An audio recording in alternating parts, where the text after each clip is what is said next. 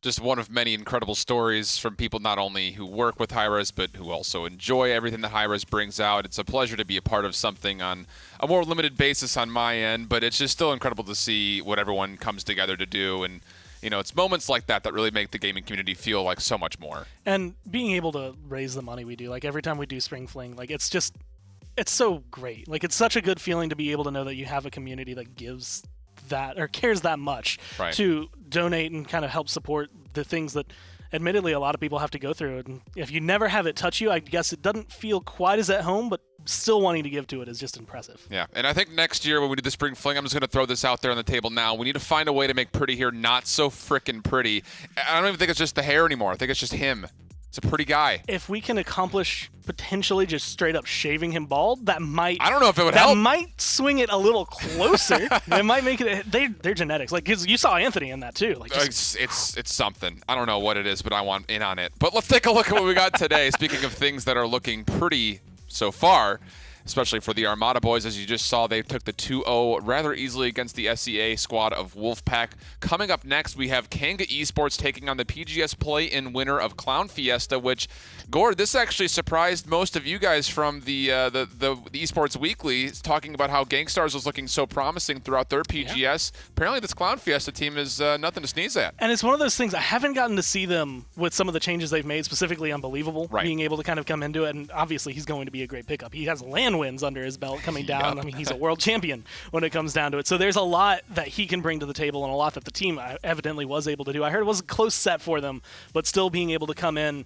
it's impressive for them there. And honestly, I think that gives them a pretty good edge against Kanga. Yeah, I mean, absolutely. You take a look at how comfortable Unbelievable seems to be right now, checking Facebook or Twitter. Maybe he's checking the live stream right now, interacting, likes and likes and hearts. He's in the zone. He did not look phone. up My at goodness. all. No one even said anything to him.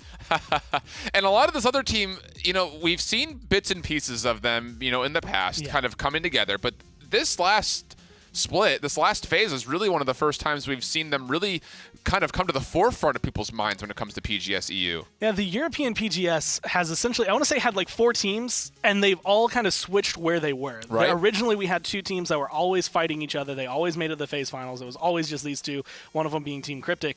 And then all of a sudden, they just kind of fell off the face of the earth. And it was one of those things that they slowly got supplanted by these other teams, Clown Fiesta being one of them, who after phase after phase after phase finally just put themselves up at the top. Yep, and on the other side of things, Kanga Esports, the boys from down under, they've gone through a handful of changes. Started with Hades being gone, Josh Kent being gone, and now with Diggy Dog getting picked up by NIP.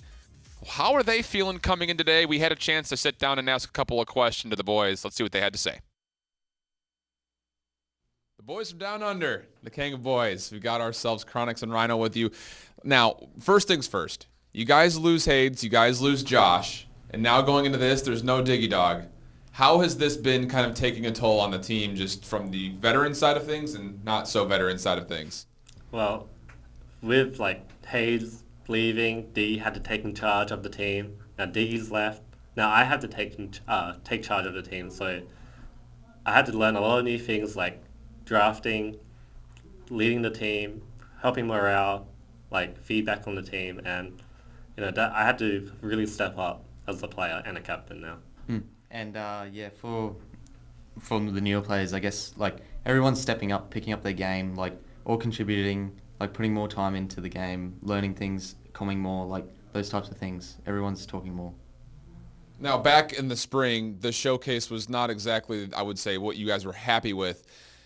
Does it feel like, because now it's just a core group of 5 guys, it's new, it's fresh still, but does that kind of congeal you guys together? Do you feel more like a full unit having to kind of grow as a full 5? Yeah, definitely. I feel like our team really bonded well during practice time and even these scrims. We had a few issues, but we overcome that, and we're feeling really confident. Yeah, exactly that. Exactly that. The last thing is going in, of course, we saw a lot of, I would say, kind of stagnant things in the draft from yesterday with a lot of very consistent bans, consistent picks. Was there anything that surprised you guys that was either getting through or not getting through when you were watching the top 4 yesterday?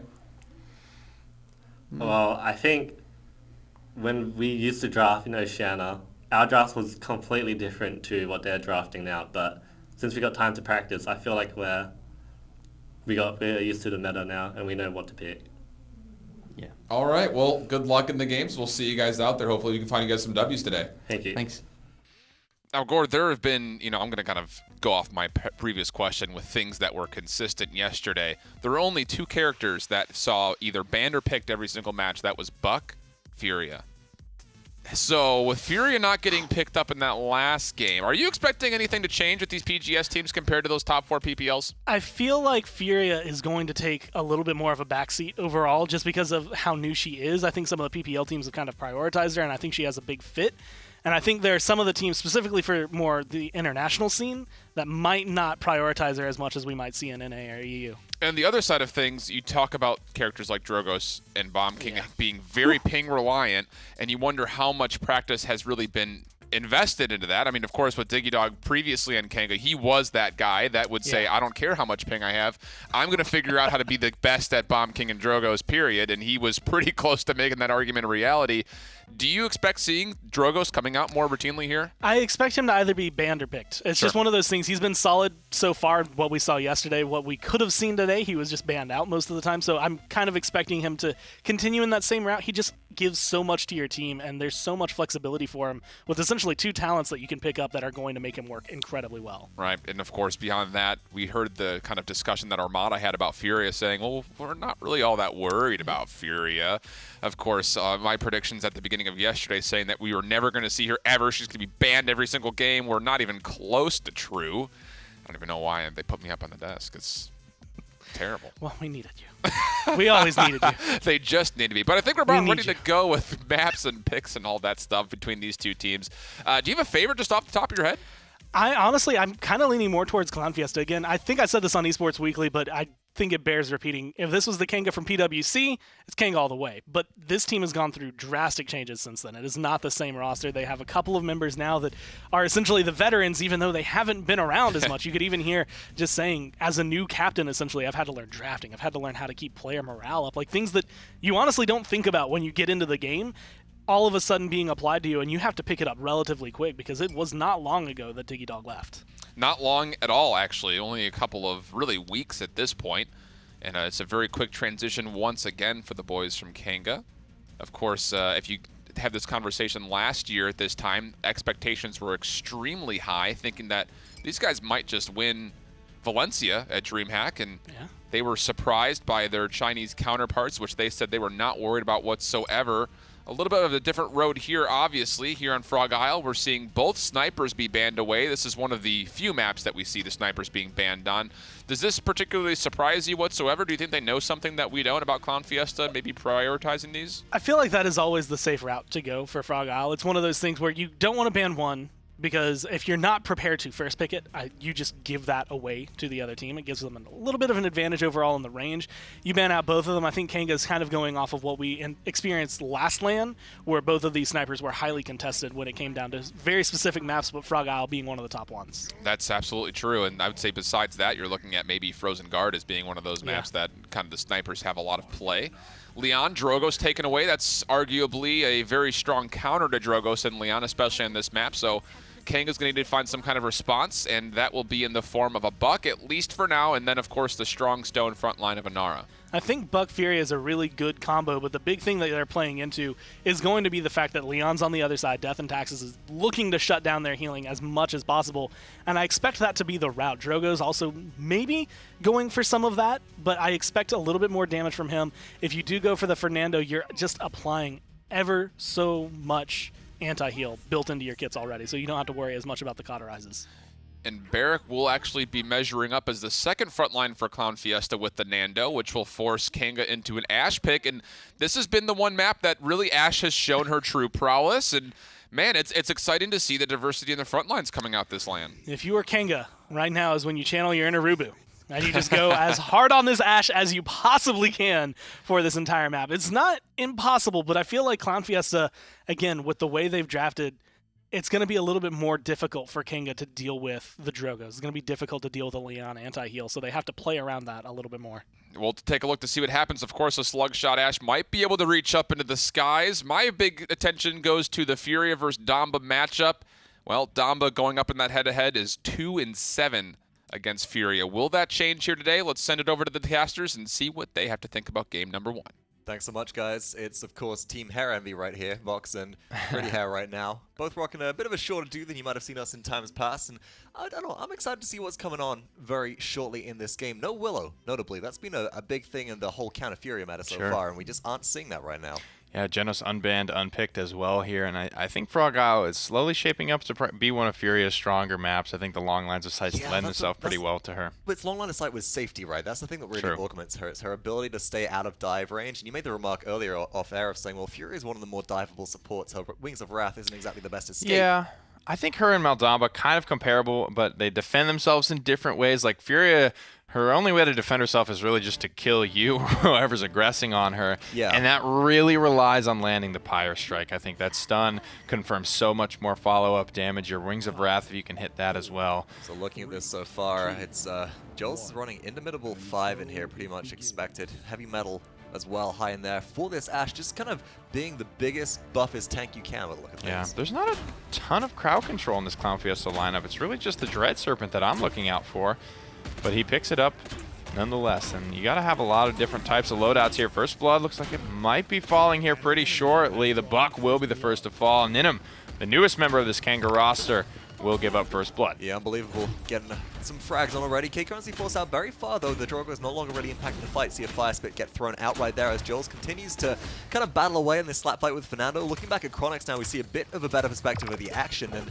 trying to poke out with Alex across there, but Leon's ability to just hit these hits. He lost shots. that. That's tough, Nick. He's holding the L on that matchup for sure, and now Joel's not long for this world. The Fire Spit will take him down. K-Crunchy, one more shot from the Buck will be good enough. He needs to make solid connection. He will, but Ninham, it's going to cost him his life. There we go. Umbi still continuing to frag. Xantra on the objective all this time has helped really match some capture percentage, which Kanga started to run away with. They're at 66%. Clown Fiesta rapidly catching back up again now. Us Rhino barely able to sustain right now with the Fury coming through, but Ashe returns to the fray. They might be able to go for a retake here, Nick. This is a close one. Vox ultimates are starting to come up, and Flame is here. Dragon Punch is here, and he's just going to rip it off the board. Right things out at first. It is going to be Us Rhino taken down. Volker sitting there with the Dread Serpent and Flame used by Fury. Here's the response coming through. Disengage. In the backline, Buck is looking for an extra kill onto somebody. Hasn't found the Lian, though. Here comes Enlightenment as well on Ninham goes down. Chronix answering back with a kill onto Unbelievable, but all the while, Xantra is healthy on the objective. In dives Chronix, looking for the ability to frag out here, gets a Fury bubble on them, is able to stay safe for a second or so. Big heal comes on through. Death and Tax is not applying the anti-heal right there. Us Rhino now channeling the seismic crash, but there's a dome shield on the objective, Nick. This is looking bad for Kanga. It feels like everything Kanga has, Clown Fiesta just have a way to answer with an ultimate of their own. Chronix, one more shot's going to be good. Clown Fiesta have already taken the objective. Unbelievable pops the Immortal just for good measure. I mean, that's just gutting right there because Ninham was so close to the objective as well as this Ashe as well, played by Joels. They just were a foot off the point, and Clown Fiesta able to sneak that on through, and all of a sudden they've got some momentum.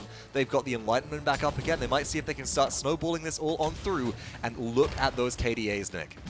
I mean, when you look at some of these fights that were happening, you saw Chronix kind of losing out on his duel in the window. You saw Ninham, yes, he got a kill, but he had to trade his life for it, and he had already been first blooded at that point.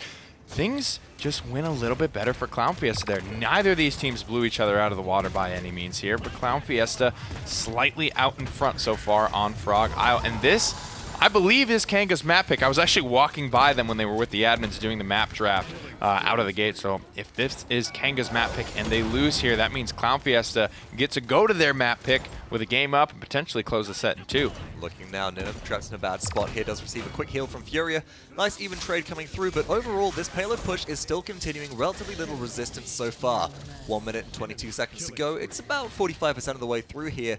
Noticing Clown Fiesta drop the ball in a few different circumstances, positioned differently to try and help out that team, but nobody's on the payload, Nick. And that's something which we're actually seeing a bit of a lapse in there.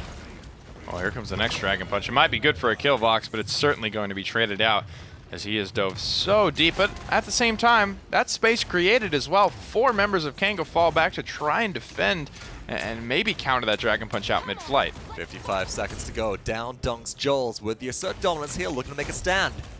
Very low broad is Ninham. Alex also in a lot of trouble right now. Ninham does dive in for the kill that might pay for it with their life. No, good recovery. Takes him out of danger. No, Unbelievable still has a number, but Kanga Esports have been able to rally together thanks to the back of that Ashe assert dominance and seem to be at least stabilizing for now. Gotta tell you, I've not been in love with the Buck play so far, and that even applies not even just to Ninum, but thinking back to the prior tournament when I saw Diggy Dog playing a lot of this Buck, I just wasn't in love with it. It didn't feel like it was very impactful, and I don't know what the thought process is for these guys wanting to pick it up time and time again. Well, honestly, it feels like I'm going to describe it as full yeet Buck, where they're just going in, trying to get a kill, rather than doing what a lot of these But if you're going to do that, I want you to have Genos. And if he's unpicked, unbanned, it just feels a little weird. Pretty much, you need that extra bot potential there. Otherwise, you're looking for opportunities more than anything else with a Buck playstyle that we see a lot of PPL teams elapse. But it's a double kill so far for Ninum, starting to pay off with the Buck as they're looking for a third here. Osrhino takes out Alex. Nice headshot onto Bolka here. Maldamba surely to go down. Overtime is in effect, but as we said, cut off the head of the Hydra. Clown Fiesta without a support do have no way to continue to contest. And Kanga Esports are able to defend successfully, tied up 1-1. Good headshots coming through here from Ninum. That's something that's actually very important. It's, you know, you only have those couple of shots in the shotgun, so you can't afford to miss. And if you can bring those headshots, you actually become a much more lethal Buck. And I feel like, you know, because he's such a simple character, he jump, he heal, he slow you. And that's pretty much it. So things you can do to min-max your play are few and far between with the character. So hitting headshots is how you can separate yourself from a good or a great Buck player. Pretty much. I'm trying to think of he attack, he protect thing right now. Pretty much. Hey, you take your time. 38,000 damage, 9-5 though. So Ninum is finding the way to get in there, get killing blows, and that can be how you play the character, right? You've got Bittner who will just go in by himself. He creates the space and then he gets out. Gets a lot of damage, but maybe not a lot of killing blows, whereas Ninum appears to be playing off of poked targets, either from Joel's or from Chronix, softening someone up, and then he's able to go in. There's the inflame though, Vox. They want to hit the gas pedal. They can't, though. Immediately taking the steam out of them. K-Crunchy picks up Ninum with the Dragon Punch there, and I love his utilization of Dragon Punch to deal with a target that has so much damage reduction. That's going to be a missed enlightenment, though. Alex unable to find what he wants there. Big missteps in the back line for Clown Fiesta. That's Kanga's wind in the sails restored, in my opinion. They have to be able to make a play off this, but they're still afraid to break the corner. Well, Kanga Esports only have one ultimate up and available to break the base right now, or break this hold on the objective, and that is Seismic Crash. You can see Osrhino maybe getting into position for it, but all the while, Clown Fiesta is sitting on Dread Serpent. They're sitting on a Dome Shield as well. They can hold pretty well here, and K-Crunchy continues to find frags. Oh, great wall, better fire spit there to knock Osrhino off the objective, out of position and out of time. He falls alongside Nudie. Joel's is here. But my goodness, he does not last much long after his ultimate expires. Look at that stagger as well, just leaving it so the Ashe dies as late as possible into this fight, even though there's more capture to go, to ensure that Clown Fiesta have a guaranteed cap and can reserve some of their ultimates in the tank as well, Nick. That's the big one for me. The Dread Serpent is still available. The Dragon Punch is up and ready again, and Kanga Esports put a bit of resistance on early on. Were able to control momentum in the last payload push. This time around, Clown Fiesta have the tools available to them to be able to break it. There it is, Nudie. K-Crunchy taken out of the sky there. Beautiful stuff from the Furia. A support that can do a lot of damage and needs to do a lot of damage. I think it's one of the major things she brings to the table here. Chronix slays unbelievable as well. And we got to talk a little bit about what this young Kevin Rahu has done for this team. A man with so much experience. A world championship ring that sits on his finger. Talking about what type of, you know, morale, experience, all the things he can bring to this roster. Such a high caliber player with so much to offer. Really helping augment them, but hold that thought. It is a Dragon Punch coming through, up and around. There's the Immortal as well, trying to keep K-Crunchy safe, and they do take out Joel's. We're able to retreat to safety. Here's a Dread Summon as well. Ninum in a lot of trouble. Beautiful Fire Spit follow-up with the Slug Shot from Excentra as well. Osrhino is continuing to contest, but I mean, it's just the Inara versus everybody right there, and she's turned into gravel as the payload push continues. There it is. Salvo. I like for that. A cute little angle. Yeah, a little something special here from K-Crunchy. It's not going to result in a kill, just a little bit of poke. Let Chronix know he's not safe where he currently stands. 1 minute on the clock here. A couple of ultimates to work with for the Kanga side. Just one enlightenment for Clown Fiesta, and they've already shown that they kind of want to commit and get this through. Yeah, it's 2-1 right now. If they can accelerate that lead to a 2-point overall and be one capture away from winning this game, it'll be very beneficial for them. But K-Crunchy going down means that everybody starts to back off, and Clown Fiesta are just going to retreat to behind the staging area, behind their wall, wait for the respawns to come on through. And man, K-Crunchy is sitting in on a lot of credits right now. Look at that itemization. Yeah, he's going to have some money to spend here. Excentra as well. Alex 1700 for Bolka. Good If they wall. get taken down, it's a lot of power spiking to be happening. Rhino deep into the backline. He's going to look for one more burst on Alex, but he had to reload. He didn't have the ammo to finish the kill. Vox just like that. It's a 3-for-1 in favor of Clown Fiesta. Make it a 4-for-1, a 5-for-1, and that's going to do it. No ultimates needed. They're just going to be able to slide this one through. Yeah, payload push is going all the way on in. You could see just the combustible fire spit explosion right at the end there. Bit of disruption is all you need, but we have a replay on screen right now. Kcrunchy looking for this good fire spit. That was Just nice. make sure that the dome shield was able to get off appropriately. Another one to disrupt the Ash who's sitting there. Continue taking down Inara. Just really good target prioritization from Kcrunchy so far. And I'd love to take a look at the damage charts when we get back in the game, because I just feel like the pressure hasn't really been there on this Drogos, and I'm seeing Rhino die pretty overextended. No, I mean, overextended is the word I'm going to use, but not the connotation that I wish I had available right now, because I feel like it is appropriate to be diving, to be putting pressure on some of the backline members. You need to be able to deal with the Drogos. Where's the rest of the team, though, is what I'm saying. What I'm seeing is a couple of things in here, especially with the loadout of Kcrunchy. Follow the Scent right now takes a lot of the steam out of Buck's sails with that anti-heal as well, but Apex Predator means that the net shot slow won't hold them down for as long as possible, and there's been so much Dragon Punch prioritization onto Buck time and time again so far, Nick. And you're just immediately dealing with this otherwise threatening target that lets you free fire as soon as they're gone. It's going to be an early assert dominance onto the objective. Comeback mechanic enabled for Kanga Esports. The second ultimate of Nobody's all on the 5 point. they have available. No one capturing your right. That's got to change quickly. Here comes the Dragon Punch, but he winds it up in a terrible spot and gets taken down mid-flight. Almost a lazy ult right there. Nice gourd from Bolka playing a bit of pinball wizard with that. Got to hit onto a flat surface for that to be able to detonate right here, and we're seeing Clown Fiesta try and hold on. They're losing a lot of pressure though. Bolka somehow still alive here. This might be a turnaround opportunity for Clown Fiesta as the line was used by Alex as well. Reloading, looking for No Newt. way. No, Newt, you've got to focus onto this. Leon, but doesn't have the target prioritization and is about to get taken down. All right. But Alex can't hit a shot. Forced to reload. Xentra coming out from base is nowhere near the objective right now, but Clown Fiesta have managed to hold on as double kill comes through from Kcrunchy, and I don't believe it. it's just... can we get... Do the admins know the Heimlich maneuver in there? Because I'm sensing a lot of players choking right now. Oh, man. I feel like, you commented on it that no one was capturing for a couple of ticks there from Kanga. They literally 97%, they needed one more. That is it. And the payload would have been theirs. Now it's 90% on the objective. Kanga are out of ultimates. Kanga are about out of time, and they have to run straight into a dome shield. It's pretty let out there, Nick, as well. Ninim looking for maybe a pick around the outside of this fight there. Buck going in. Trying to find Kcrunchy, does pick him up. Newty takes out Alex as well. Could be a turnaround potential here. Good headshot onto Xentra. There's a double kill coming through for Ninim. That's exactly what you're looking for. And this is Kanga Esports able to turn things around right there. 99% will tick through. Clown Fiesta shut down. They're not out of it just yet. So we have a moment to talk about this, and when we looked at the damage charts earlier, Leon and Drogos were about 20 to 25,000 out in front, and that has not changed. Now, you saw the way this draft went. It was Furia first for Kanga Esports, followed by the Leon Drogos. At this point, I'm wondering, was this Furia first a little bit of an over-prioritization from Kanga? She's still doing a lot, but you left a lot of picks open. I think if you're going to go into Furia, from what we're seeing right now, the efficacy of Death and Taxes Leon into her is so devastating early on, with your ability to also dismantle her shields thanks to early wrecker itemization. You've got to be quite careful about where she's being picked. You need to either strip the Leon, strip the Willow, maybe deal with the Drogos, and then look for some other things. But also, we really can't understate the value that Drogos brings to the table with these big combustible explosions. Yeah, the question really then becomes, how can Ninim really fill Diggy Dog's shoes? Diggy could play so much for this Kanga roster while being the in-game leader and really shouldering the mantle of captain for them. And not only playing the Drogos, but being one of the best in the world at it. Ninim's got some big shoes to fill. It's a great wall there. It's going to defuse one of those bombs. Buck Wow comes through. Ninim's already found himself one, but Kcrunchy just falls back, holding the L. Got to retreat for a little while here. 1 minute and 10 seconds on the clock, Nick. Kanga can push here to equalize, but then it's a 3-3 neutral point, and it's more beneficial for Clown Fiesta to retain their ultimates, I think, in this situation and have the advantage going into the next round. Maybe try and bait something out of Kanga if they can. But Kanga aren't having any of it. Unbelievable, getting brought down quite low. Has their back to Ninim. Got to be careful there. There's the headshot, and Buck slams it home.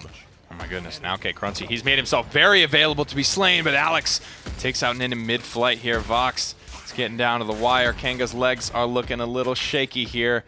But there's They still have 40. Yeah, exactly. There's 35 seconds on the clock right now, and you can see that Is he out? just trying to get out of there. No way he's out. I think that Joel's... okay. Yeah, What? Joel's has to get out of the fight. He has to reset. I'm surprised he didn't just let himself be killed. That must have been a stagger coming through from Clown Fiesta.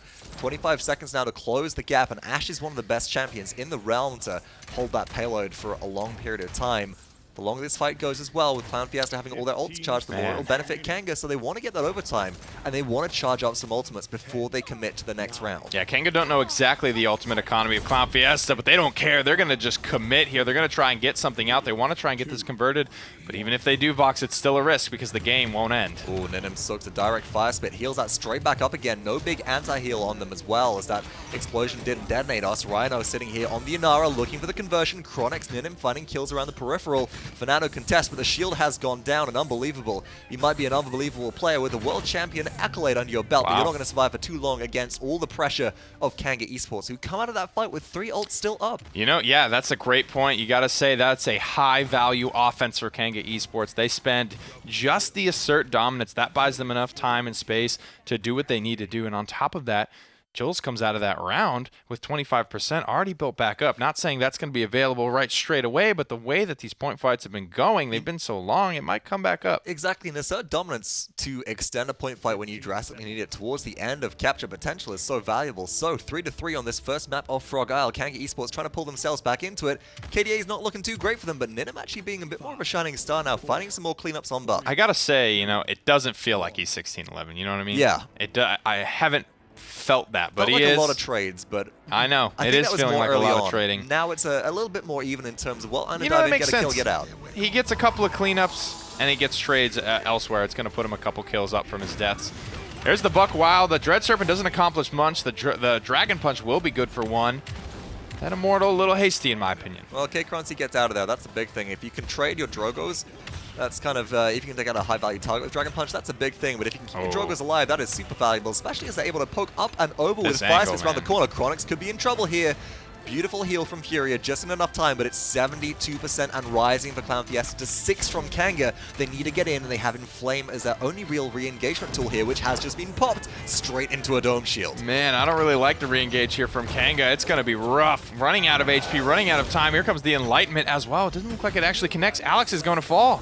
You got to use the seismic crash here as well, but down goes Os Rhino. This looks like it's going to be bad for Kanga Esports. Chronix has to do something incredible here on the Cassie, taking a lot of focus fire, can maybe try and deal with the Barrack, needs to kill K-Crunchy here, got to find the last shot, There it is. and they do take them out. Joel's is back on the objective. That assert dominance at 90%, Nick. It is 99 to Clown Fiesta. Kanga Esports back in control. Pyre Strike is big for zoning. Chronix needs to retreat Easy, here. boy. You've got to stay alive, because if Kanga Easy. Esports can make one good pick here, maybe onto the Drogos, they might be able to hold this in the bag. Chronix, this is his team. This is his pick. It is Cassie. This is his time. He needs to be clutch for his squad. Nanim gets to the backline. Dragon Punch. He might just have to eat this one, and I think he's happy to do it. Another fire spit goes to the objective. This one could end either way. Alex dives on there. Clown Fiesta 99 to 99%, but it's Kanga Esports who are in control. Ooh. And they'll take this first map of Frog Isle in a very long-fought battle, Nick, but they managed to pull it out there in the end, and my goodness, what a back-and-forth fight that was. I've got goosebumps right now, man. That was a really, really close matchup there. Chronix,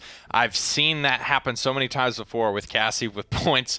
DreamHack Valencia comes back to my mind when he makes, hyper-calculated plays, whether he wants to admit it or not. It's the true butt clencher right there. He's been We've got to get the amazing. Drogos. We have to kill them, and we have to stay alive no matter what. And it's just Cassie's ability to do that with cards in a loadout like Somersault for the dodge roll resets, and her innate ability just to be mobile enough to rapidly dodge out of incoming damage is so critical in situations like that. But folks, that'll do it from the cast for the time being. Desk, what do you think of that massive Game 1? I think we got ourselves a set here. My goodness, that was a good game. It's feeling like it's going to be a good, lengthy one, just coming down from it. Because again, Clown Fiesta at this point, I was thinking they might have a little bit of a leg up. And at the beginning of that game, it definitely Sure looked did, like yeah. it. But the thing that Kanga had, and again, it's a lot of experience, at least in 2 members, and 4 of them having land experience, even from just last time, gives them that kind of control where it's just, don't let the nerves get to you, stay focused, be ready. Yep, Chronix in the clutch as well. Nick hit it perfectly. That moment on Ice Mines where he hits that nutty disengage arrow just to push player off right before overtime comes back. It had definitely shades of that, and goodness, he's the guy who's stepping up to take charge of this team, and boy, did he do it with 111,000+ damage. And again, these are the moments, and I want to talk not necessarily just about Chronix, but the power that Cassie can bring to it, the instant blow-up potential by using that blast shot with the left-click combo and then the resetting with the dodge roll disengage. The character is so strong at times, it just simply comes down to whoever's piloting them. Can they find the right moments to succeed? And earlier we were actually mentioning that while Cassie is not hit scan, like her projectiles move pretty fast, so being able to deal with Drogos isn't unheard of, and that's something that is very important for this matchup and being able to kind of give yourself that advantage. And Chronix regularly was taking him out of the sky. I mean, just Dragon Hunter essentially the entire way through, and it worked so well in terms of creating a lot of space towards the late game. A lot of what caused them trouble for that first point was just the fact that Drogos was able to pelt them so hard. Yep. And then you saw Ninum also getting involved later on, had a couple of strings of double kills, nearly found himself a triple in one instance, just jumping from player to player, finding net shots, finding, those little tracking midair shots. He was impressive. This is the new guy in the squad. It looks like he's going to be handling more of the flex damage role. Is this someone to kind of keep an eye on as far as possibly an upcoming star in the scene? I mean, I definitely would say so. After the way that went, it was kind of that big question mark, right? When you come into it, it's like, okay, well, the new guy who's playing with people who have experience, especially when you watch them in OCE, it's Kanga. Of course they're going to do well. And then they come here, and it's like, all right, you're the only one without LAN experience. How is this going to affect you? That's always like the big question mark. Are you going to let nerves get to you? Does it fall apart? Or is your play going to be taken to the next level because you have all of that pressure on you? And it seems like his just took that step up, and he played phenomenally. Absolutely did. You look at things like Cauterize getting online. That helps a lot. Oh, yeah. Especially it's a good way to against start things off. Yeah, not exactly the worst thing to have in your kit if you're playing a flanker. But this is interesting as we go over to map number 2. I mean, it was a 4-3. It was a close game. Like you said, it looked like it was going to be Clown Fiestas to take early, but Kanga fighting their way back. They're going to take things over to Brightmarsh. Again, this is one of my, I would say, more hot take maps in Paladins because of the dynamics of how close and tight it is, but also how long and stretched out the map can feel at times. This is one where I actually think Kanga have a little bit of a leg up because I feel like Alcerino, in my head, has a little bit more in his belt and Nara Terminus specifically that are going to perform a little bit better overall on Brightmarsh than what you would see on some other maps. And Nara is going to be pretty much good everywhere, but Terminus, there are certain maps where it's like you can run him and it'll work, but there are certain maps where if you run him, he will just destroy the other team, and I think Brightmarsh is one of them. We'll take a look to see how the draft starts to go. For me, this is one of the more interesting conversations when it comes to how do you play the neutral capture point. Yeah. A lot of teams will try to do it with one front line and then just swarm the outside areas. Other people will just be like, you know what, we're just going to throw everybody in the point and soak up all your damage. We'll see what Clown Fiesta decides to do as they have the first choice here as when it comes to the song to dance to in the draft. It will be a Bomb King taken away first and foremost. Not often we see Bomb King banned away, actually, surprisingly. Only 2 times yesterday was he banned. And I feel like that is, again, something very specific for the map when it comes down to it. This is a really good map for Bomb King because everyone's so close-knit. Like, Grumpy Bomb's going to connect 90% of the time. You're going to lock them in. You get Royal Subjects, you are not going to miss a bomb. So you really can just keep things rolling for you. That seems like we know that you're good at it, although I'm thinking more Diggy Dog than I am thinking anyone just specifically on Kanga right now. Either way, you know that Bomb King's going to be able to perform here, and most people have that under his belt. Khan also taken away. No surprise there. He's the most banned champion so far at LAN. And I can't say that really that would surprise anybody based on how he's performed over the last 6 months, really in general. Buck also taken away. So the B brothers over on Clown Fiesta. And this, I think this really kind of goes to show that Clown Fiesta are fine going into a double frontline setup with taking away some big damage dealers, a big flanker. It looks like they kind of want to play more of a control point type composition just by looking at their bans. And this, I think, is going to give us another little peek into the eyes of the non-PPL teams as to where does Furia really stand in your perspective. Is she important enough? Do you think that you want to grab her first pick? Can you counter her? Can you look at what Envy was able to do yesterday and be able to say, look, Furia is not the end-all, be-all. I appreciate going for the Jogos because, again, you're looking at Blasters. He's probably going to be the best one, number 1 on the list. Incredible on this map. Bomb King, I'd give number 2. Both of them having a lot of strengths that are really played to with these close quarters. Now you're like, can you go Willow? Can you make it work the way Fnatic has? Yeah, well, I mean, that's a stark comparison to draw. Yeah, can you play about, these blasters like Fish Echo can? Oh, you can? Anyone? Yeah, well, goodness. Furia and Nara picked up very strong when it comes to sustain and point control. Cassie in response now for Clown Fiesta again. I still honestly believe that Cassie is probably one of the best anti-flank champions in the game because of that big burst potential. And being able to go for this dead zone, I think, is important here, as well as having kinetics built into them just to have that anti-heal. Yep. Again, you're looking at how do we deal with Furia. She's going to be giving a shield. She's going to be giving health. Leon's really good at dealing with both of those, but you can kind of pick up separate items to work together and ultimately clear that off.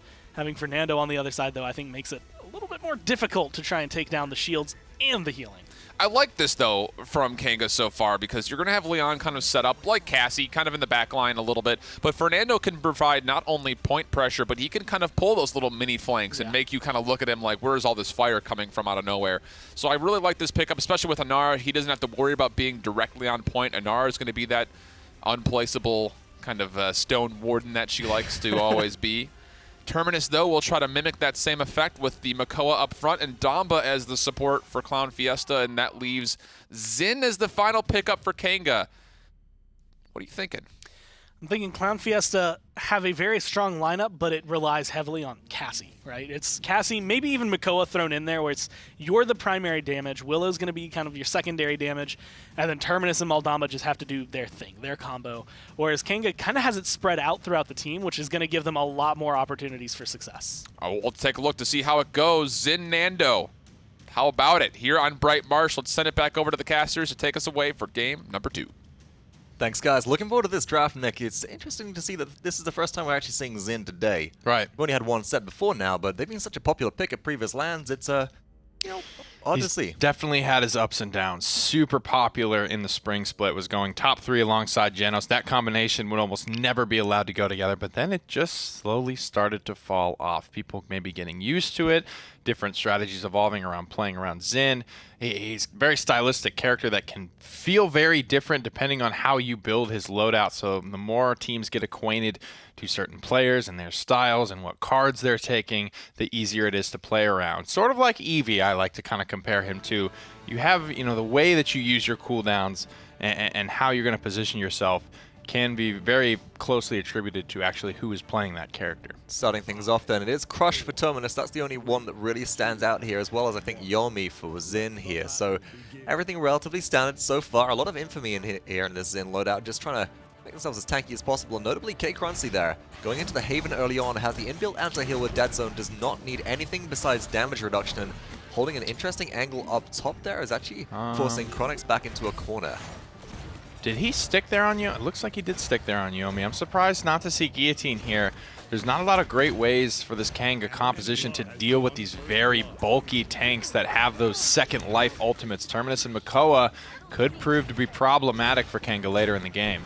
Is indeed, as you said, Yomi is sticking there. K-Crunchy unable to get the kill onto Leon. One shot away from death. Jules holds the angle, but it's Alex who finds a new one straight on through. Jules tries to escape, but K-Crunchy over the top will find a second cleanup here. Rhino having to retreat, and this is a full-on disengage from Kanga right now as Umbi tries to keep K-Crunchy safe, who's just going straight up Harmony, again healed straight back up again by this Maldamba whenever necessary, and Excentra slams down the Massacre Axe for the Where the hell did this come from? Crush win. I don't know, this is kind of Fiesta just going, you know what, okay, we're just gonna ease onto the gas. My foot to the goodness, floor. that's wild to me. I mean, Kanga just obliterated the front line from Clown Fiesta, and then out of nowhere, it's the backliners that ended up being the wind in the sails, the life in the lungs, so to speak, for Clown Fiesta. This is so dangerous right now as well. It's a very early on ultimate charge for Willow, and she was out of line of sight of Ninim on the Leon for a long period of time. Was able to slow down Jules.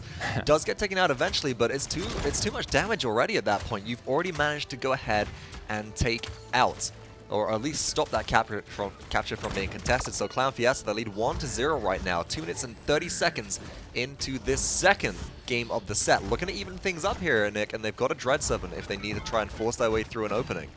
I want to actually look at this this Cassie's loadout here. It looks like she's running Tumble, which is her CC immunity card. She is at the 56% level because I saw her roll into a Pyre Strike, and it didn't even look like it did anything. She shrugged it off in like half a second, just kept on moving, which is, it's not exactly a standard card for most Cassies. It's become a lot more standard, I think, as time has gone by, because all of these damage champions having the ability to have crowd control and slow reduction allows them to play so much more consistently around champions like Inara, champions like Furia now. Anything with a stun is less effective.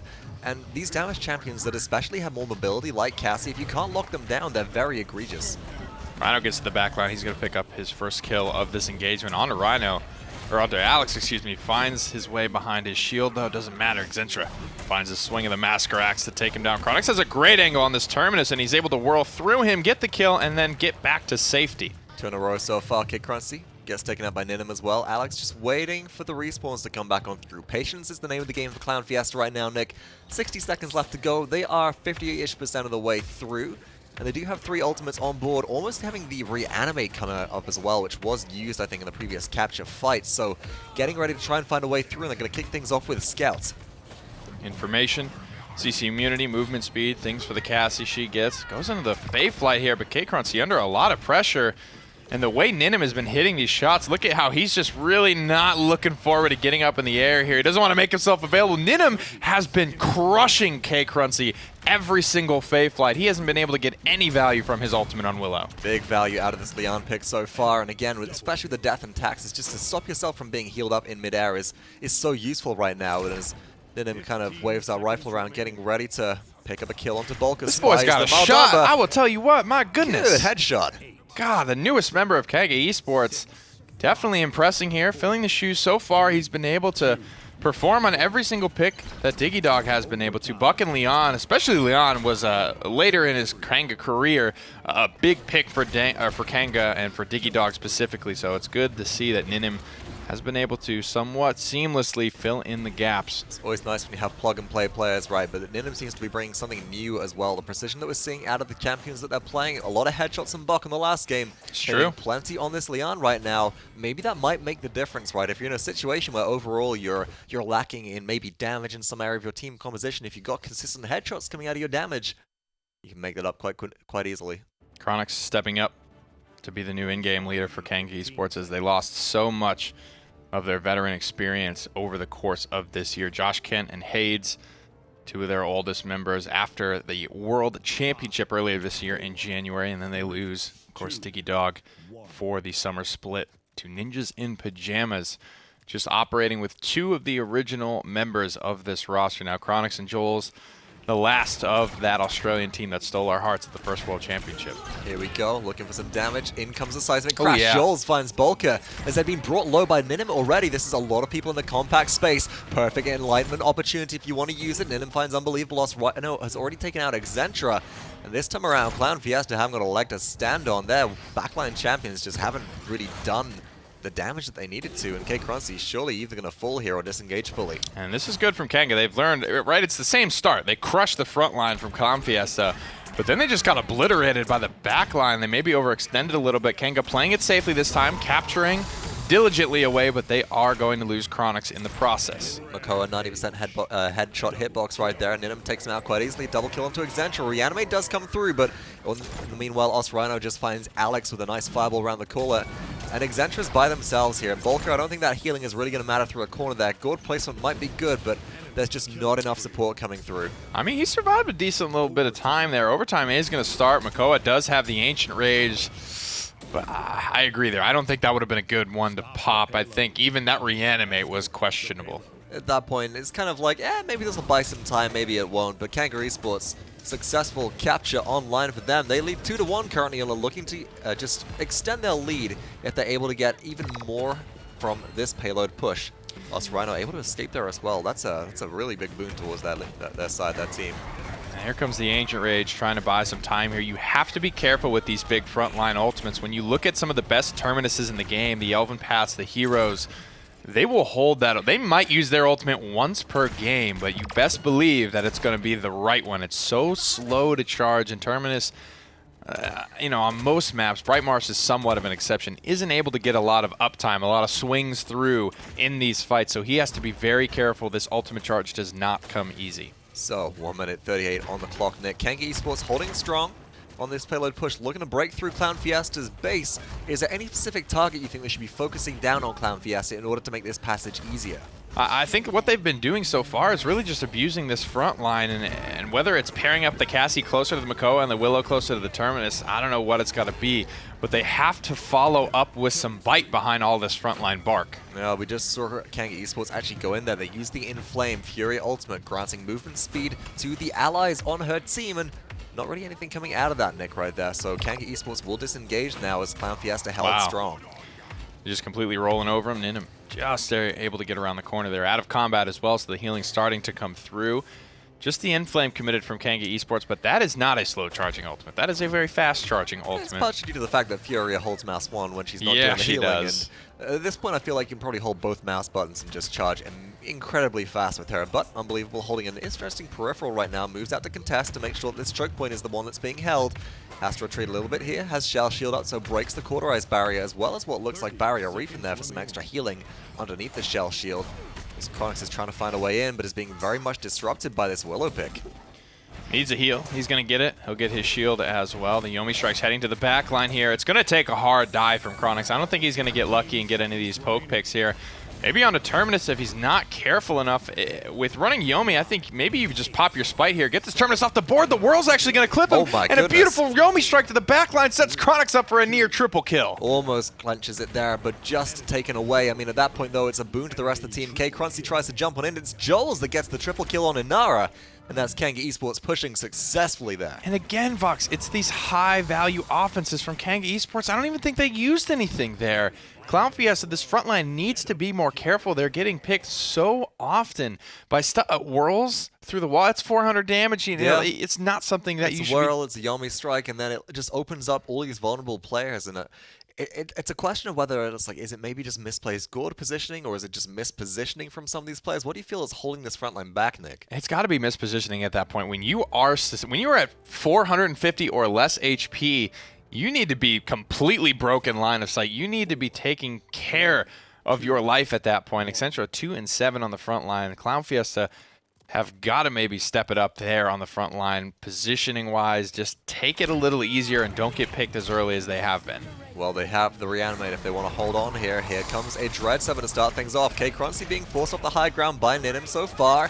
Immortal comes out as well as the Faith Flight. K-Crunchy looking to drop some damage down, but look at how scared they are, Nick. Oh my goodness, Ninim almost evaporates them, barely surviving. And all the while, Chronix on Xin is forcing everybody back. Ooh, unbelievable shell spins straight into the Thousand Hands Guild leader as Chronix safely in his billow, safely getting some out of combat healing, gets poked back into by Cassie. Beautiful stuff there, and I gotta say, Cassie definitely shouldered basically all of that fight there, getting a couple of kills there. Alex able to keep Chronix in a rough spot as well. He is holding this lead together for Clown Fiesta at the moment. You know, Nick, I really want to see Xin get a boy skin, because it's 1,000 hands. Like, you are going to catch these hands right now, but Alex sitting on Clown Fiesta looking for an opportunity to find the Xin, who is very low. Chronix should get focused down here. Well, takes him to safety. Alex can't find the angle. Good peel from Fernando. What a save right there. Oh my god, he lives. He's going to get full healed by Furia. Those are the types of kills that when you let them go, Kanga is going to punish you for it. You best believe that is a big mistake Clown Fiesta will regret. Chronix, though, does go down to Vulcan. UT will trade out there. Take Unbelievable out. Here comes Ninim as well. One kill to them. Doesn't find the kill with the Enlightenment, and Terminus reanimates, but a beautiful impasse that blocks off the incoming damage. Rhino just getting a good debate going on there. K-Crunchy trying to find some damage. Here comes the Inflame. Joel's boosted up by that. And Chronix now, who's returning to the fight as well. Watch out, this world could be deadly. He's going to have that damage boost. He's going to have the movement speed as well. Hits a great shot on a Cassie there, moving his way in, gets disengaged. And Vox, that's probably for the better, to be quite honest. Yeah, need to get out of dodge right now. It's 97% for Clown Fiesta, 96% for Kanga Esports right here. They are very close to being able to close out this game, but it is combat mechanic. It is advantage to Clown Fiesta right now. K-Crunchy has found Chronix. Ninim at 56 health is, there we go, taken out by Alex, which is what you want to happen if you're Clown Fiesta right there. And us Rhino CC'd out by Crush. Down goes the shield, down goes the cooldown, and UT is left running away thanks to Dread Serpent. Not much you can really do there. That's going to do it. A couple of things going really well there for Clown Fiesta, despite them giving up that critical kill onto Chronix. He died just moments later, as well as Ninim missing a key shot onto that Willow, missing... frankly, I was not expecting him to take that 1v1 with the Cassie, given he was one shot, Cassie was 2 shots. He got balls, and it did not pay off yet again. But Nick, how can it be despite if they don't have Dezin? Okay, I gotta get one in there, folks. Here we go. No, Vox, get out the casting room. All right, us Rhino here now. Looking to mount a bit more of a defense. We're seeing more of a repeat of what I think we saw in the first round right now, Nick. With hang on, I'm trying to run it. What did you say exactly? I said, how can it be despite if they don't have Dezin? Have you never come across that? It's like, how can I be in denial if I'm not into Egypt? Oh my goodness, we gotta bring you up with some literary puns here at some point. I'm just not on the same level. No, it's going too deep. I have one of those in my announcer pack. I'm not going to spoil it. You'll catch it if you're good. If you won't, it's probably for the best. But so far, I mean, Clown Fiesta, they're really finding this big old impasse, and it's not Inara's right now, trying to break their way through this choke point. A big part of it seems to be the fact that K-Currency can't find good angles, as being It's so Ninim, pressured man. by Ninim. I mean, yes, Leon counters Willow, but this man is dialed in at the moment. He has been insane so far. Let's take a look at the damage charts to see who's been able to actually creep themselves back on top, and it is going to be Ninim, but just by the most narrow of margins. He is neck and neck with Alex on Cassie. It's impressive to see how much we're seeing K-Currency force back. The K-Currency is still getting a lot of damage done right now on this Willow. Dead Zone goes down, Ninim in a bit of trouble here. Will retreat. K-Currency trying to force their way forwards, but again, this choke point, Kanga Esports can't find a way, will not be broken here. Clown Fiesta can't find a way through.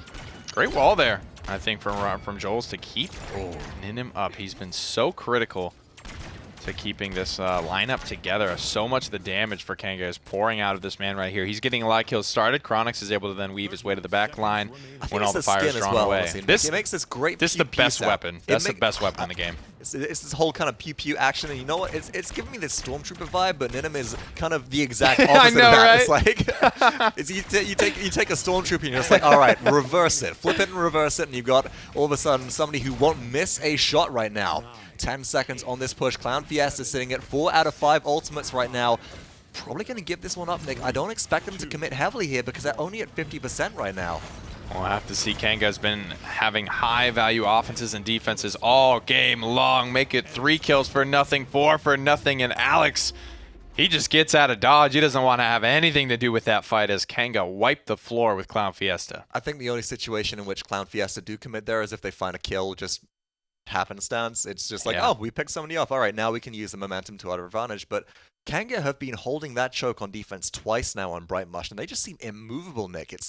It's the ability for them to hold these narrow line of sight angles when Ninim especially is able to be kept safe by, right now, Inara. The impasse walls keeping her out of danger, keeping them out of damage when it's coming through from K-Currency, and able to heal up, return fire very quickly. And so far, so good. Healing charts now, 200k for Furia, 199,000 for Maldamba. Maldamba is keeping up particularly well. Slash line's looking much prettier this time around for Kanga Esports as well. Ninim just 3% off his ultimate. He'll have that in about right now. With Morale Boost 2 online, it's no issue for him. Now, the task is at hand again. He's looking for his target midair. Early burst goes in favor of Willow. Enlightenment does come through, and Ninim finds it. Excentra will trade out right there as well as Ninim goes down, but I mean, the damage has been done. K-Cruncy's anti-heal is off the table, and this Furia buffed Inara is taking so many swings to go down. Excentra doesn't have cauterize. Inara just gets healed straight back up again, and all of a sudden, Clown Fiesta on the back foot. You will not welcome here, or you are not welcome here, they say. Unbelievable goes down. K-Cruncy back to the fight, but too little too late. Kanga Esports, 24%, 27, and rising right now as Clown Fiesta have to find a way to stagger and regroup. So much going right for Kanga there. Ninim, the boy, just can't lose today. He has not lost a single matchup against Willow in mid-flight. Beautiful stuff. He's back to 86% on his ultimate, 91 and climbing quickly. Vox, this will be available yet again. Gotta be careful now though as Crush Terminus does come down. Ninim about to get all evaporated, but here we go. No cauterize. The heal from Furia comes through. Cherish doing so much work right there. And Nuti sitting at 80%. Beautiful stun on Unbelievable as well. The Pyre Strike as well. Down goes the Shell Shield. Unbelievable being forced out. Count Fiesta are in control of this objective, but some low health pools on the side of that team might open up the opportunity for high ground. Maybe Kanga to dive on in. And the Enlightenment not colliding that point in time. K-Cruncy will hold the Fey Flight advantage. You know what that means? And now he's able to fly freely, getting out some good damage, but taking some in return there. That was a panic Enlightenment from Ninim. I was not a fan of that cooldown usage. No, it seemed to be, I'm going to hit the I win now button, and well, there just wasn't anybody to really shoot, but K-Cruncy, bad positioning there, trapped by what looked like, I think it must have been the Fernando goes down. Jules picks up a double kill so far. Nutzi just Big out heals. here, fragging as well. Clown Fiesta at 99% with their combat mechanic, and Tonus has to reanimate here. There's not much else that you can do to just keep this in contest, but Kanga Esports are here and waiting with damage, Nick. Down go 3. Here comes the, I think that's as well the seismic crash. That is the end of the game right now, as there is no way that anybody can withstand this. Alex will perish. I mean, what do you do? He hit the spray. Kanga looking more and more dangerous there. But for me, you got to give a pat on the back to Ninim there. He won his matchup, and we know how critical that can be. We see Fasheko pentakill people with Willow on this map. The new guy stepping up big when Kanga needed most. And you got to do it. You got to do it. You got to Gotta hit do those it shots. Got to hit those headshots. A lot of headshots. That last coming out onto enlightenment Makara was as well. absolutely wild. It was, I think he was just too close to the wall, right? It forces his third person perspective, and Willow wasn't in a position where they're able to be shot. Just retreats back over. Beautiful play from Clown Fiesta, but again, it's one moment in many, right? And it's the consistency that Kanga Esports had throughout the game, which was what gave them the lead initially, which was able to close them out. And I've got to remark on it again. Positioning from some of these Clown Fiesta players, not on point when it needed to be, Nick. I mean, the first 60, 70% of that game, it was the front line getting absolutely smashed for Clown Fiesta. I will say, that was a bit of a slugfest, though, despite Kanga coming out on the top 2-0. Those teams were wiping each other time and time again, full 5 for nothing. It's a very, very close matchup, folks, although the scoreline might not reflect that. And with this set now over and Kanga taking the W, we'll head back to the desk to see what they thought of that and to see what we're expecting from the lower bracket as well, as that'll be an interesting encounter. Well, no lower bracket for Kanga, not to start at least. My goodness, Ninum looking solid. Again, not exactly what you would have expected. When you look at the lineup and you're like, all right, these 4 have already been to LAN. These 2 have been on this team forever, literally. Yep. And so you expect a little bit more to come out of there, but he came through and he played lights out. And I think that's exactly what the team needed when they needed it, being able to deal with that Willow up in the air. I completely forgot who she was. Yeah, that was the job. Take care of the Willow, and took care she was. But it's not just the damage dealer. How about your young boy Joel's, the babyface killer? Coming in, he's been flexing throughout the last 6 months, and my goodness, again, up front, him and Nudie were really doing a good job of sustaining the point. You can take a look, 16 and 5 with over 100,000 damage on the Inara. I mean, again, the survivability of Nara is nutty, but when you have good impasse walls like that, it just kind of feels bad if you're faced up against a rock in a hard place, quite literally. And I feel like there were several moments where it was just him being able to fight wherever he wanted. There was a moment earlier on where he shot Makoa. Makoa's just standing off to the side, kills him off, then he goes to fight Terminus. Yep. And there were so many instances where I think the best way to describe like Clown Fiesta's fight is very much reminiscent of the reanimate at the end, where it's like Terminus gives his all, does a lot of work, dies, comes back, and then immediately is gone again. Like, right. He just didn't have that resurgence he wanted. And there were some brilliant pyre strikes coming out of the Fury, which allowed Joel's to continue to hold W and move forward, which you want to see out of an Anar. In that last clip instance, it was one right in front, one over the wall, one to the left. I mean, they were doing a really good job of making sure that mispositioning from Clown Fiesta was absolutely punished every single time. And it plays that same role that I give to Through Time and Space sometimes, where it's just like sometimes you don't need the stun. It's nice to hit it. It's always going to be a great setup. Sometimes you just need to move them to the left or the right a little bit or push them back just a little bit to make sure that you are gaining ground or forcing them into this awkward spot, and no matter what, your team capitalizes on it. And they did. Almost every single time, specifically there on Brightmarsh. Looking really good at the boys from Kanga.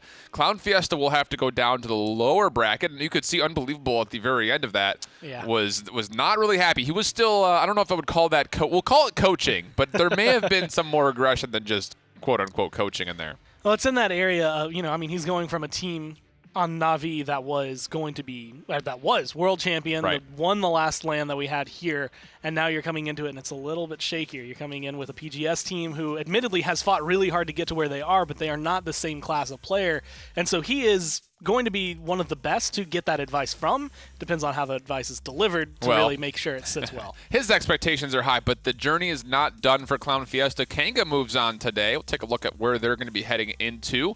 Well, it's not exactly the most friendly of environments, as they'll be going up against Na'Vi, the number 2 seed after the spring finals from just a couple months past, whereas Clown Fiesta will be awaiting the losers a little bit later today to see who their next matchup will be against in that first round of the lower bracket. And, of course, we still have a couple of other preset matches with Space Station and Burrito and all that coming up. And, again, G2 Envy have to rematch against each other. And we were talking behind the scenes just a little bit about what that does for those two teams in specific. They don't have a free game anywhere in here. And it's one of those areas where it's just, G2 and Envy yesterday go 7 games. G2 has essentially a reverse sweep, not a full reverse sweep, but they win 3 games in a row when their backs are against the wall. And then you're told, okay, now you have to do it again tomorrow. You're playing a best of 3 this time around, but it's still, you have to go up against the same team. Right. G2 probably coming into it a little bit higher spirits since they won yesterday. They beat Fnatic as well. But Envy have to come into this one feeling strong. Again, it's double elimination, so it's not the end of the world if they lose it, but it means so much more if they are able to take that win. And then Na'Vi, we'll see, of course, they get to play up against Kanga later on. The winner's right here. After seeing Kanga right here, do you have any hope for the Aussies to take down Na'Vi later?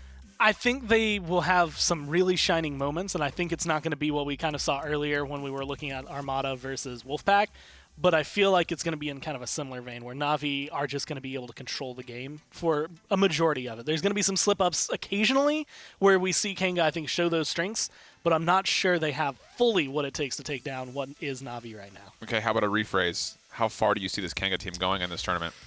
Ooh, that's a good one. If they get knocked down here, they don't get eliminated next. I think they win not this matchup, but the one right after it, and then they get knocked out. Because that's when the competition gets really stressful. Because then you have Burrito, you have Space Station, you have Fnatic, you have Na'Vi, G2, Envy. Like, I said this earlier. There's a minimum of 6 teams, I think, that can win this tournament, and that's assuming that the other 5 just don't perform. But now that they've come through, lost Gangstars, so there's still 4 that have to fight for it. See, what I'm trying to do here is Gore had a bunch of predictions that he's not making public, and I'm trying to, like, weasel them out of him very, very slowly. I think I had Kanga losing. I had them win their set, this one. Okay. Lose the one against Na'Vi, and then I think I had them lose against the other one because I can't remember who they ended up against. All right, well, let's hear from Vox and Nick with the Kanga boys themselves ready to go. Gentlemen, what do they have to say? We're here with Joels and Ninham, of course, the winners of that most recent match there for Kanga Esports. Guys, how you feeling after your first victory at this event? I feel great. I'm like shaking almost after that game, to be honest. That was a close one. Yeah, but nah, we played well, I reckon. So they were honourable opponents, I reckon. Yeah. Ninham, how's it been kind of filling in the shoes for Diggy Dog? That last performance on Bright Marsh was incredible. You absolutely slaughtered that Willow. Yeah, it's been rough for the past few weeks, but after scrimming with them, internationally, at the LAN. Yeah, we learned a lot from the draft and the part, through the last couple of days, yeah. So, yeah, what's the word? It's like, I don't know, I can't find the word. Have you been able to fill in all of Diggy's champion pool? Because right now we've just seen the Buck and the Leon from you, but how's the Blaster game? I originally came on as a Blaster, but I switched with Chronics, so yeah, I feel my favorite champs are the DPS. Wow. Okay, Jules, how did we find Ninham here? Was he just picked up from ranked, or how did you come across this player? Yeah, so he's been shining in the Oceanic scene. So we looked when Diggy left, we were looking for a sub, obviously, and our boy Minham, he fit the role, so we just picked him up, and it fit well. Well, you guys seem to have stabilized very well and come back in a bit of a swing so far, although that set was closer than maybe the scoreline might have indicated. A lot of back and forth between you and Clown Fiesta. Moving forward through the bracket, are there any PGS teams specifically which you think might give you a bit of trouble here, or that you're looking forward to be playing specifically? Yeah, I'm not too sure, actually. What do you reckon? What are your thoughts on Burrito and Space Station Gaming? Yeah, they're both really good teams. I think we might struggle with them, but we've prepared when we watch VODs, after, obviously, when we leave here. So we're prepared into, every matchup. So I think we should be all right against them. Kanga often talked about, how you guys have to do a lot of catching up while you're here, exactly. And you feel the later that these sets go, the better chance you have of actually coming out on top. So as we get later into this tournament, which adjustments are you guys looking to make, or what do you feel you are going to be learning exactly from the rest of these teams? In Oceanic, we were running triple DPS most of the games there, and when we came over here, it was a heavy dominant 2 tanks. Fiora is busted with 2 other tanks. So we learnt quite a lot from that draft, drafting in general, coming here. Even during 2 days of scrims, we learnt so much through double tanks, really good. So we've been picking that up more, and it just worked out. Well, on the note of drafting as well, one thing coming into this tournament, which I'm sure you've heard us talk about, was we don't expect to see any Furia. She's just going to be banned out completely. And we've seen a lot of Furia so far, but it feels like you guys are figuring out how to play her and how to deal with her as well. Do you feel like she's quite as scary as people think, or is it just the fact that you're so well versed against playing against her that you kind of know what to do now? Honestly, I think she's broken. I mean, her win rate is pretty high. Yeah, because you just ult and everyone just goes deep, and with that ult, everyone has mad damage, and you just you call it, and everyone goes hard, and then that's how you play Fiora basically in a team scenario. Yeah. Beautiful, guys. Congratulations on your first win. You're going to stay in the winner's bracket for now, and good luck in your future matches. Thank